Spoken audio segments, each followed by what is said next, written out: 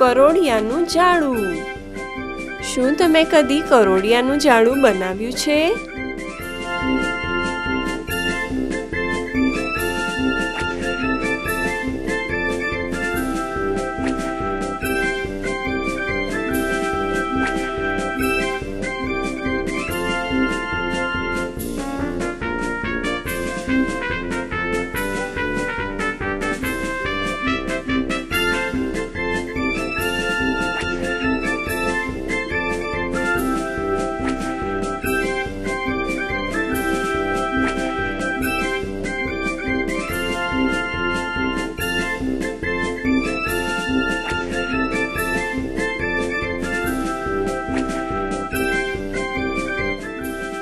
આ થઈ ગયા પછી તમને બહુ જ ગમશે।